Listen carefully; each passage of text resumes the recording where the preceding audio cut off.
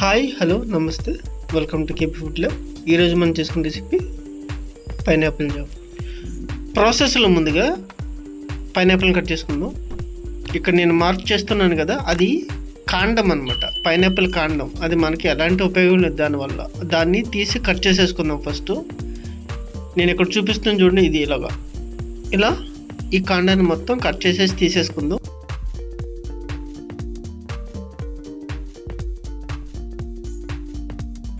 అలాగే కుళ్ళిపోయిన ఏదైనా ఉంటే లేదా డాగులు ఏమైనా ఉంటే వాటిని మనం కట్ చేసి తీసేసుకుందాం.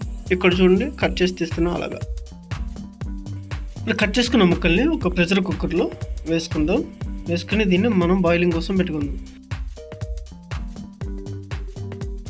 ఒక 5-6 విజిల్స్ వచ్చే వరకు దీన్ని మనం బాయిల్ చేసుకుంటే మనకి సాఫ్ట్గా బాయిల్ అయిపోద్ది అనమాట.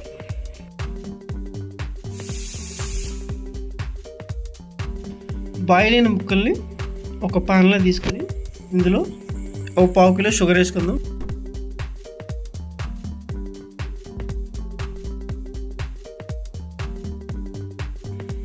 పైనాపిల్లో బ్రోమిలిన్ అనే ఒక ఎంజైమ్ ఉంటుంది. ఈ ఎంజైమ్ షుగర్తో రియాక్ట్ అవ్వగానే దానికి థిక్నెస్ వచ్చేస్తుంది.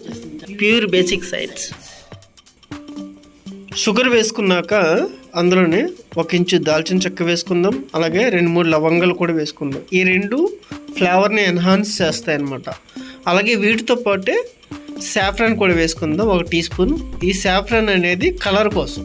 సాఫ్రాన్ ఎల్లో కలర్ ఇస్తుంది కదా, పైనాపిల్ జామ్ ఎల్లో కలర్లో ఉంటుంది కాబట్టి నేను సాఫ్రాన్ వాడాను, అంతే. There is no other reason. మీకు సాఫ్రాన్ అవైలబిలిటీ లేకపోతే ఈ స్టెప్ను స్కిప్ చేయండి. అంతేగాని ఎలాంటి ఫుడ్ కలర్స్ వాడద్దు, ఎందుకంటే natural food colours are always healthy. అలాగే 1/2 టీ స్పూన్ సాల్ట్ ఎందుకంటే న్యాచురల్ ప్రిజర్వేటివ్ కదా, అందుకోసం. అలాగే దీంట్లోనే 2 యాలక్కాయల నుంచి తీసిన సీడ్స్ వేసుకుందాం. ఈ ఫ్లేవర్ చాలా చాలా బాగుంటుంది. ఈ పైనాపిల్కి పైన స్పైన్స్ ఉంటాయి కదా, అలాగే కట్ చేసిన తర్వాత లోపల పైన కోని వలె ఉంటుంది, లోపల ఫ్లెష్ ఉంటుంది కదా. ఈ ఫ్లెష్ ఏమో యాపిల్ ఫ్లెష్ లా ఉంటుంది కాబట్టి ఆ రెండింటిని కలిపి పైనాపిల్ అని యూరోపియన్స్ పిలిచేవారు. అలాగా దీనికి పైనాపిల్ అని పేరు వచ్చింది. 5 నిమిషాలు కుక్ అయిన తర్వాత మనకి పైనాపిల్ ముక్కలు రెడీ అయిపోతాయి. ఇప్పుడు వీటిని తీసుకుని మిక్సీలో వేసుకుని జ్యూస్ చేసుకుని పక్కన పెట్టుకుందాం.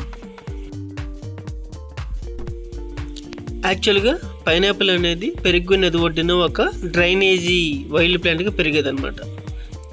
పైనాపిల్ సాగు అనేది బిఫోర్ క్రైస్ట్ 800 ఇయర్స్ నుంచి సాగులో ఉన్నట్టు చరిత్ర చెప్తున్న వాస్తవం. పైనాపిల్ని 1548 సంవత్సరంలో పోర్చుగీస్ వారు ఇండియాకి తీసుకొచ్చారు ఫస్ట్. ఆల్రెడీ మిక్సీ చేసి పట్టుకున్న పైనాపిల్ పల్ప్ని అదే ప్యాన్లో జామ్ కన్సిస్టెన్సీ వచ్చే వరకు కుక్ చేసుకుందాం, వేరే ఆప్షన్ లేదు. ఒక 1/2 గంట స్లో ఫ్లేమ్ మీద కుక్ చేసిన తర్వాత మనకి ఇదిగో ఈ కన్సిస్టెన్సీ వస్తుంది అనమాట. ఇది పర్ఫెక్ట్ జామ్ కన్సిస్టెన్సీ. ఇప్పుడు మనం స్టవ్ ఆఫ్ చేసేసుకుని బాటిల్స్ని శానిటైజ్ చేసుకునే పనిలో ఉందాం. దానికోసం 5-6 నిమిషాలు బాగా మసలుగా అవుతున్న నీటిలో మనం జామ్ స్టోరేజ్ చేసుకునే బాటిల్స్ని సోక్ చేసి పెట్టుకుందాం ఒక 2 నిమిషాల పాటు. తర్వాత ఈ బాటిల్స్ని తీసేసుకుని ఇందులోనే మనం జామ్ అనేది స్టోర్ చేసి పెట్టుకుందాం. ఇలా చేయడం వల్ల ఏమవుతుందంటే యాజ్ యూజువల్గా ఎప్పుడు చెప్పినట్టు వాటిపైన ఉన్న జెమ్స్ ఏమైనా ఉంటే చనిపోతాయి, అంతే.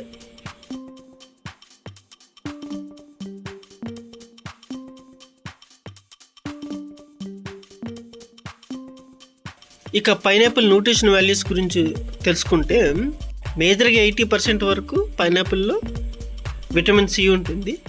ఒక 5% డైటరీ ఫైబర్ అండ్ ఒక 10% వరకు మినరల్స్ ఉంటాయి, అంతే.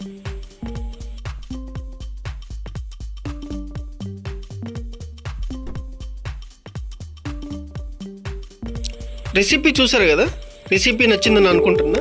రెసిపీ నచ్చితే కనుక తప్పకుండా లైక్ చేయండి, షేర్ చేయండి, కమెంట్ చేయండి and me friends family members తోటి పంచుకోండి అండ్ తప్పకుండా సబ్స్క్రైబ్ చేసుకోండి. Thank you very much.